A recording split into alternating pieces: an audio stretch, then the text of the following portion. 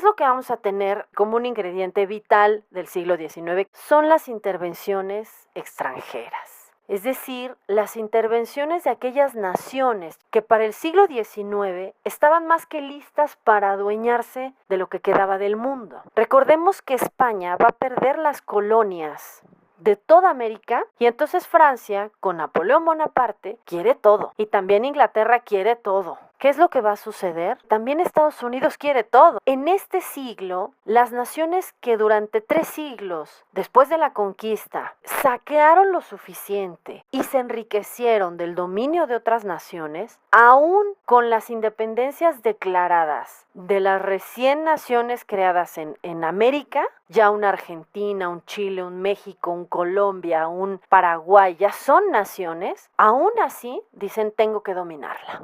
¿Qué es lo que vamos a tener? Bueno, número 1, una intención bélica declarada.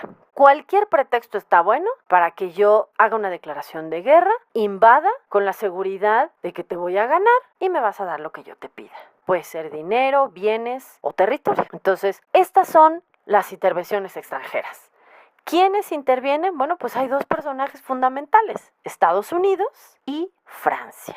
Estados Unidos es un caso interesante porque es la nación heredada de la Inglaterra colonialista de los siglos XVI, XVII. Entonces, Estados Unidos, después de haber sido las 13 colonias, pues recordemos que se independizan en 1776 de Inglaterra y se convierten en Estados Unidos de América. Entonces, su plan es muy similar al que Inglaterra hizo. ¿Cómo voy a fortalecer mi poder? Invado una nación, robo, mato, violo lo que tenga que hacer, saqueo o robo mano de obra y me hago de recursos, de materias primas, de lo que pueda, de lo que se valga. Es en el siglo XIX cuando Estados Unidos lanza al mundo su doctrina Monroe. ¿Qué es eso? Es una declaración ante el mundo donde establece que América es para los americanos. Es decir, les está dando un mensaje a los europeos que pues ya 3 siglos se adueñaron de este continente y ahora le toca a él.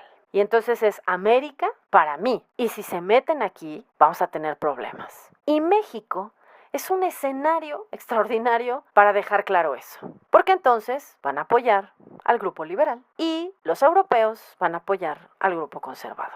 Entonces, la disputa que se veía al interior del país no solo era por los mismos mexicanos, va a ser también entre las naciones poderosas. Si ganaba el grupo conservador, Europa, y en este caso Francia, iban a tener el control de lo que por antaño creían que les tocaba. Es la intención bonapartista, ¿no? Ok, España no vuelve a quedarse con sus colonias, pero recordemos que Napoleón Bonaparte por eso invade España, porque se quiere quedar no solo con Europa, sino con sus colonias. Entonces, si el grupo conservador ganaba la disputa política, pues era Francia la que salía a ganar. Y si ganaba el grupo liberal, era Estados Unidos.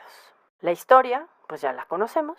Estados Unidos va a financiar a Juárez y Francia va a apoyar al grupo conservador con el envío de Maximiliano. Esa es una segunda estrategia, la parte diplomática, pero la otra pues era la parte bélica y la parte salvaje, donde busco un pretexto y te invado.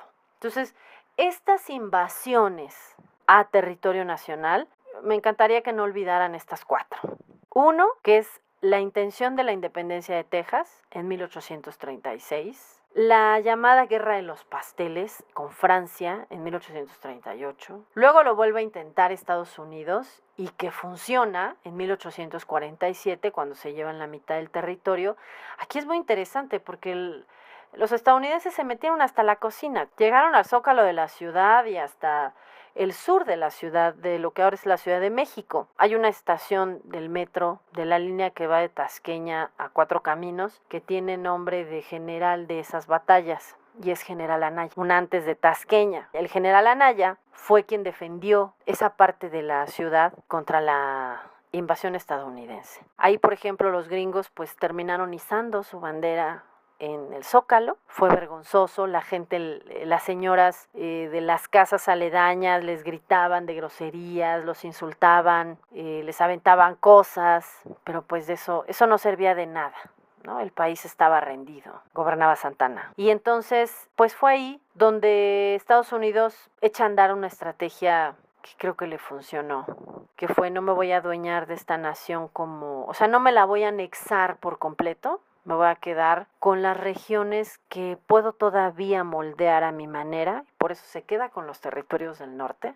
y el resto lo voy a controlar de otra forma. Voy a controlar a México, trayendo a los mexicanos a estudiar a nuestras escuelas. Aquí les enseñaremos nuestro pensamiento, nuestra manera de ver la vida, y luego harán lo que nosotros queremos. Y luego, pues en 1862 tenemos la iniciativa nuevamente de Francia. Ahí, ¿qué es lo que sucede? Pues que Maximiliano, que va a encontrar en México muchas posibilidades, va a expresarse lindamente de México, va a ver, por ejemplo, lo que no veían ni los conservadores. Se dice que Maximiliano va a tener ideas tan liberales, pero pues Juárez no podía darle ese crédito, era el enviado por su enemigo. ¿Qué va a hacer? Fusilarlo a la primera oportunidad. Entonces, de esa manera, Juárez acaba esta disputa, esta iniciativa de las naciones de invadirlo.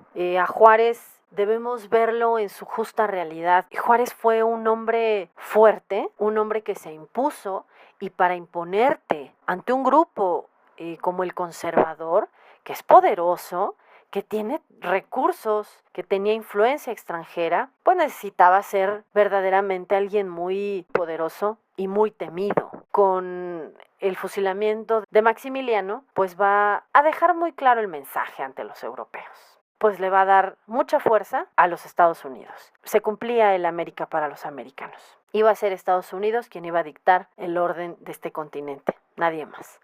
Entonces, el hecho de que, por ejemplo, Juárez muriera en el 72, dicen por ahí, tal vez no fue una angina de pecho, tal vez alguien lo mató. Muchos enemigos se consiguió con esto, pero bueno, al final una gran hazaña de Juárez va a ser, independientemente de quién lo ayudó, quién lo influenció, fue poner fin a un poder tan grande como era el poder de la Iglesia. Eso es el siglo XIX.